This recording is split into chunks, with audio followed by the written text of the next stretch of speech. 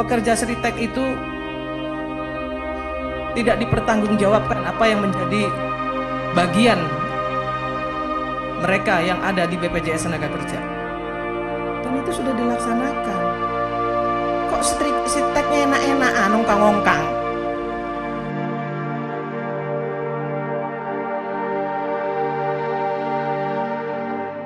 PT Sritex kembali menjadi sorotan setelah anggota DPR RI menyebut perusahaan tersebut tidak bertanggung jawab atas nasib pekerjanya yang terkena pemutusan hubungan kerja atau PHK. Dalam pernyataannya, anggota Komisi 9 DPR RI Irma Suryani menyoroti bahwa PT Sritex memiliki 11 anak perusahaan, namun tetap tidak mampu membayar hak-hak pekerjanya yang terkena PHK tersebut. Bahkan menurut informasi dari kurator, salah satu anak perusahaan Sritex juga menagih utangnya kepada perusahaan induk. Kondisi ini menunjukkan PT Sritex dianggap tidak bertanggung jawab dalam mengelola keuangannya.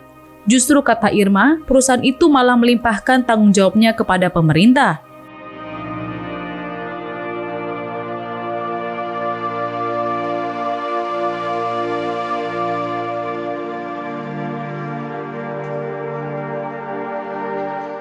Hal ini disayangkan mengingat perusahaan tersebut memiliki skala besar dan kerap mendapat dukungan pemerintah.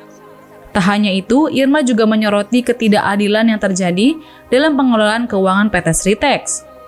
Meskipun memiliki 11 anak perusahaan, perusahaan tersebut dianggap tidak mampu memberikan pesangon dan tunjangan hari raya atau THR bagi pekerja yang terdampak PHK.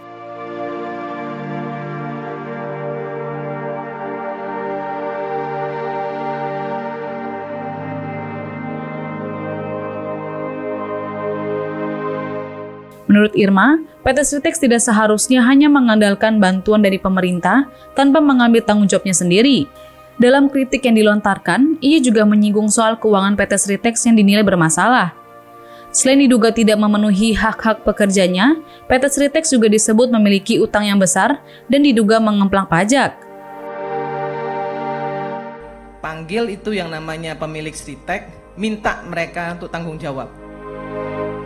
Tetap harus berikan THR berapapun besarannya. Ada 11 loh anak perusahaan mereka itu ada 11. Anggoro, jangan sampai pekerja Sritek itu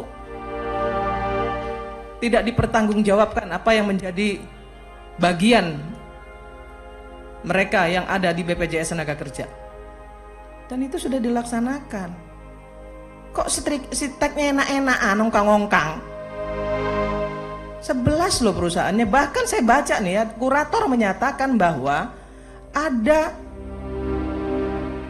anak perusahaan Sritek yang ikut nagih ke Sritek. Artinya kan mereka masih punya uang. Untungnya mereka makan, tapi ketika rugi mereka serahkan semuanya kepada pemerintah. Ini nggak fair. Pak Menteri jangan diem-diem aja. Saya marah terus terang. Mau lebaran ini, terus THR-nya terhutang. Di mana empati pemilik Sritek yang punya 11 perusahaan itu, yang foto-foto dengan pekerjanya seolah-olah punya hubungan yang begitu dekat. Tapi mana tanggung jawabnya? Mana empatinya? Ini mau lebaran loh, mau hari raya loh. Sebagai informasi, pabrik tekstil PT Sri Rezeki Isman Tbk atau Sritex resmi tutup mulai Sabtu 1 Maret 2025.